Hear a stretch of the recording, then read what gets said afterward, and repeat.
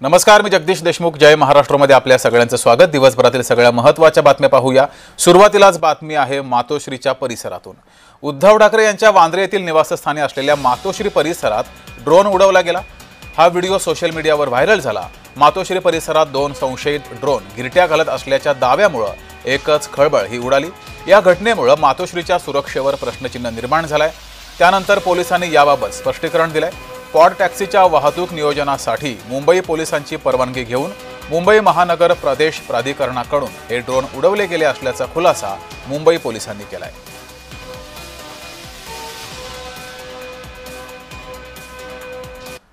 तर मातोश्री परिसरामध्ये ड्रोनच्या गिरट्या घातल्याच्या प्रकरणावरून आदित्य ठाकरे यांनी काही सवाल उपस्थित केलेत.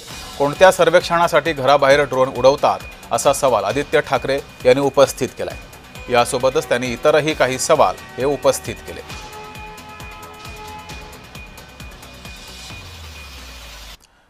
तर आदित्य ठाकरेंनी एक्स पोस्ट करत काही सवाल उपस्थित केलेले आहेत, ते पाहूयात. आज सकाळी आमच्या घरात एक ड्रोन डोकावताना पकडला गेला. मीडियाला त्याबद्दल माहिती मिळाली तेव्हा MMRDA म्हणत आहे की मुंबई पोलिसांच्या परवानगीने BKC साठी सर्वेक्षण केलं जातंय. हे मात्र ठीक आहे. मात्र कोणत्या सर्वेक्षणामुळे तुम्हाला घरामध्ये डोकावण्याची आणि दिसल्यावर लगेच बाहेर पडण्याची परवानगी मिळते असा सवाल आदित्य ठाकरे यांनी उपस्थित केला. रहिवाशांना का कळवलं गेलं नाही असाही सवाल उपस्थित केला.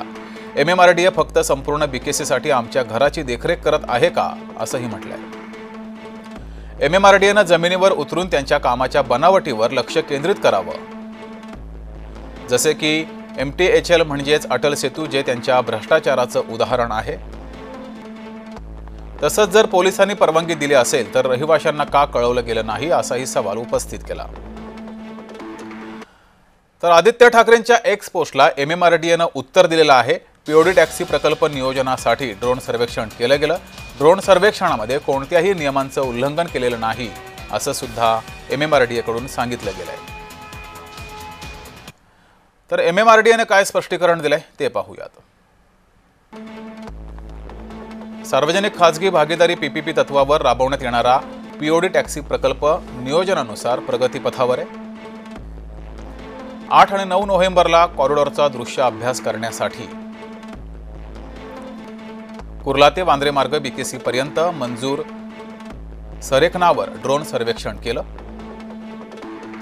पोलीस विभागाकडून सवलतीधारकाच्या वतीनं MMRDAनं सर्व आवश्यक परवानग्या घेतल्या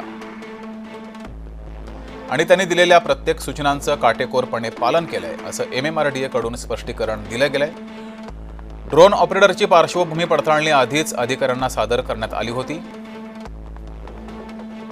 त्यांनी पोलीस कर्मचारी आणि सवलतीधारक अधिकाऱ्यांच्या उपस्थितीमध्ये सर्वेक्षण केलं.